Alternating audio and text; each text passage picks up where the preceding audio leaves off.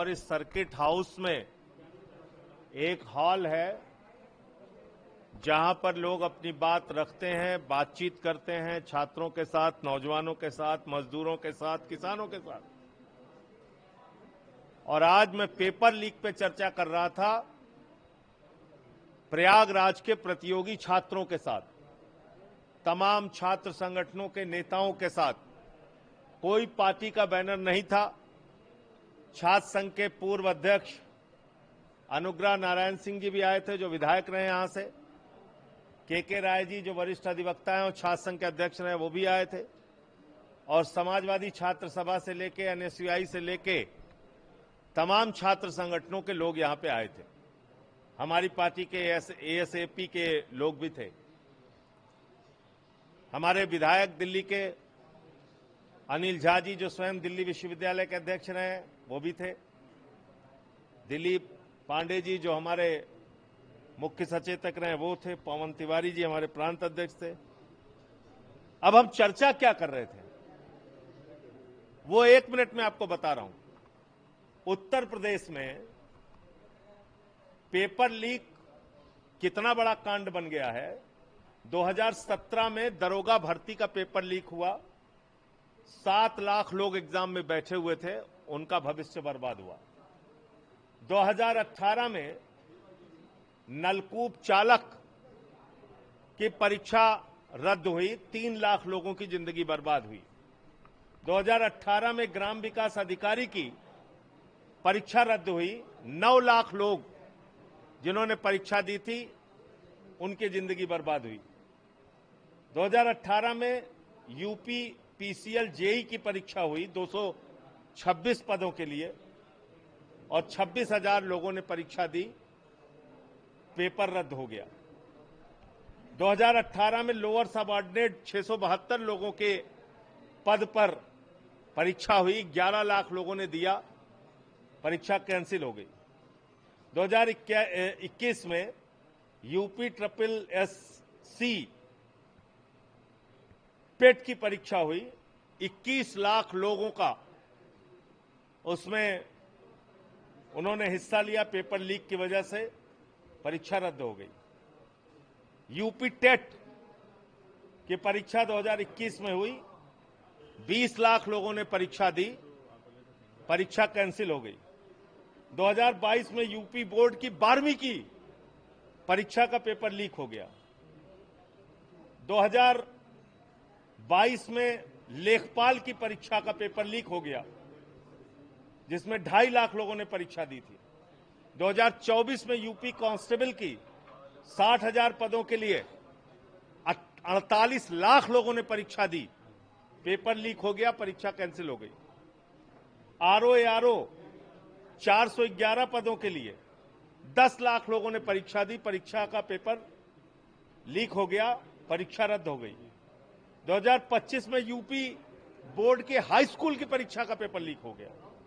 2026 में SSC GD constable भर्ती की परीक्षा के कई स्थानों पे, कई सेंटर्स पे धांधली का मामला आया। 2026 में ही नीट की पेपर की परीक्षा लीक हुई, जिसमें करीब करीब 22 लाख छात्रों का जीवन बर्बाद हुआ। 2026 में सीयूईटी परीक्षा, उसका पेपर लीक हुआ, वो स्थगित हुई। 2026 में ही लेखपाल भर्ती में पेपर लीक हुआ, और उसमें 2 घंटे के बाद सेंटर से लोग बाहर निकलते हुए देखे गए। ये मामला सामने आया और परीक्षा का पेपर लीक हो गया। इसमें 2 महत्वपूर्ण बात और बताऊंगा। एप्टेक लिमिटेड नाम की एक कंपनी जिसने जेई का एग्जाम कराया था, वो ब्लैक लिस्टेड कंपनी है। और ईडू टेस्ट नाम की कंपनी जिसने यूपी पुलिस की परीक्षा का पेपर कराया था, वो भी ब्लैक लिस्टेड कंपनी है। तो इन ब्लैक लिस्टेड कंपनियों से परीक्षाएं करा के, पेपर लीक करा के, और लाखों छात्रों का जीवन भारतीय जनता पार्टी की, मोदी योगी की डबल इंजन की सरकार बर्बाद कर रही है, उस पर चर्चा करना भी अपराध है, उस पर बातचीत करना भी अपराध है, उस पर छात्रों का सुझाव लेके सरकार को बताना कि भाई ये कर दो, ये भी अपराध है। तो अगर ये अपराध है तो यूपी के 75 जिलों में पेपर लीक पे चर्चा होगी।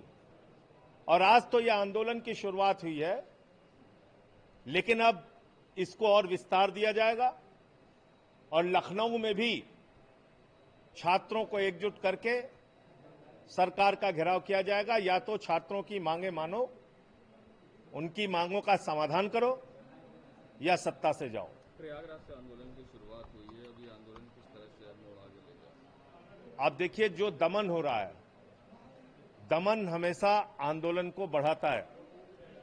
अगर बंद कमरे में एक सांसद, विधायक, छात्र संघ के पूर्व अध्यक्षों को बातचीत करने की इजाजत नहीं दी जा रही है, तो आप कल्पना कर सकते हैं कि डबल इंजन की सरकार में तानाशाही कितने चरम पर है। तो इसलिए मैं बहुत स्पष्ट रूप से कहना चाहता हूं कि इसको आप दमन करके दबा नहीं पाएंगे। पेपर लीक पे चर्चा का कार्यक्रम अब आगे भी चलेगा। ये बनारस भी जाएगा, ये अलीगढ़ भी जाएगा, ये लखनऊ भी जाएगा, ये मेरठ भी जाएगा, आगरा भी जाएगा।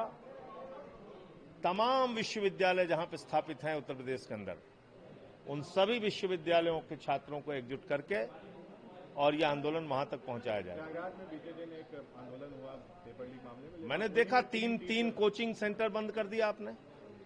मतलब ये मजाक है?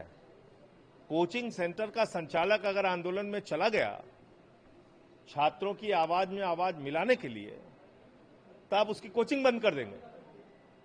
ये तानाशाही का आलम है।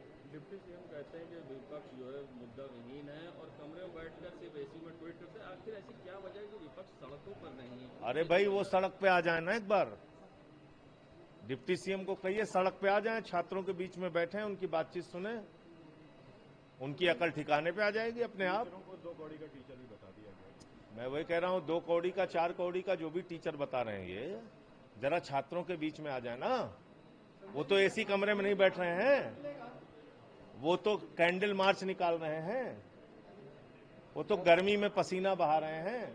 डिप्टी सीएम को कहिए छात्रों के बीच में आ जाएं। क्या लगता है क्यों प्रशासन या सरकार लगातार क्योंकि इनके लोग ही शामिल हैं इसमें, क्योंकि इनके लोग ही पेपर लीक में शामिल हैं।